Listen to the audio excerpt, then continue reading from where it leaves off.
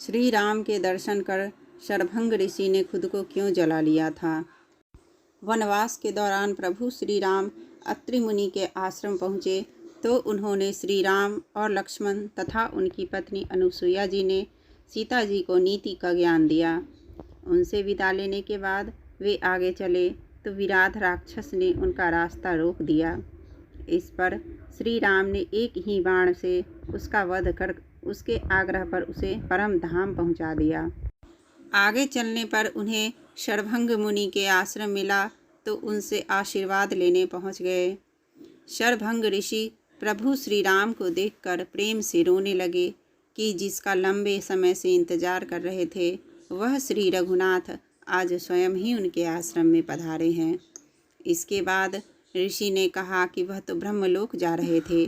तभी जानकारी मिली कि श्री राम वन में आएंगे। उन्होंने आगे कहा कि यहाँ पर आकर आपने कोई उपकार नहीं किया है बल्कि अपने प्राण की रक्षा की है। मुनि श्री ने योग, यज्ञ, जप और तप आदि देते हुए प्रभु श्री राम से उनकी भक्ति का वरदान लिया और सब प्रकार की आसक्ति छोड़ चिता बना उस पर बैठ गए। उन्होंने श्री राम, सीता जी और लक्ष्मण जी को प्रणाम करते हुए योगाग्नि से अपने को जला लिया। शरभंग ऋषि को बैकुंठ लोक में भेजने के बाद श्री राम आगे बढ़े तो उनके साथ बहुत से ऋषि मुनि भी हो लिए। रास्ते में हड्डियों का ढेर देख मुनियों से इसका कारण पूछा। मुनियों ने कहा, आप तो सर्वदर्शी हैं, सब कुछ जानते हुए भी उनसे क्यों पूछ रहे हैं। फिर बताने लगे कि राक्षसों के दलों ने सब मुनियों को खा डाला और हड्डियां यहाँ छोड़ दी है। यह सुनते ही श्री रघुनाथ के नेत्र आंसुओं से भर गए।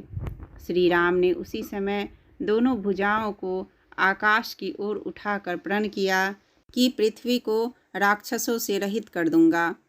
उसी वन में अगस्त्य मुनि के एक ज्ञानी शिष्य सुतीक्ष्ण का आश्रम था।